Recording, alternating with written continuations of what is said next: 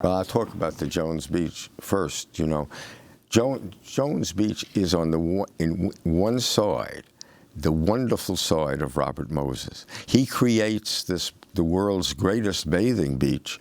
In Long Island, there was no place for the masses of New York City, by which was meant then white middle-class people. They were just, the automobile age was just flowering. It was the 1920s, and he's creating Jones Beach. It's an act of great inspiration.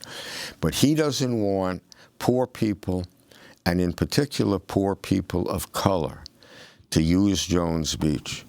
So what he does, poor people in the 1920s and 30s don't have automobiles. So the only way they can get to Jones Beach is by mass transportation. So he takes care of the railroad side of that very easily. The Long Island Railroad wants to build a spur to Jones Beach. He just says no. But they can also get out there by bus. He doesn't want to take any chances of that. So the parkways out there, first he has legislation passed that buses can't use the parkways, which are the only way to Jones Beach. But then, as his chief aide once said to me, Amy, he said, you know, the commissioner, they called him the commissioner knew that legislation can always be changed. You can't change a bridge when it's up. So if you drive out to Jones Beach, you see along the Southern State and the Meadowbrook Parkways, the roads to Jones Beach, clearance, there are 173 of these bridges.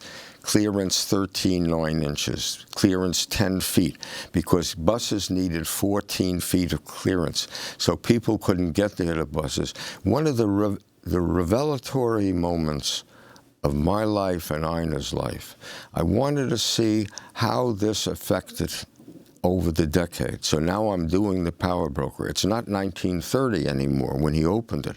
It's now, let's say, 1970, 40 years later. There's one big parking lot in Jones Beach with four underpasses that people use to get to the beach.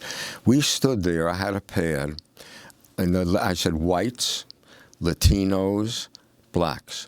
And to this day, one of the moments that shaped my career as a biographer was the rage, really, that kept building in me as you said all these things for the white people, the number, hardly any for the Latinos, and even less for the blacks. You said, this is what public works, public policy does to the powerless, to poor people, and how long the effect of it lasts.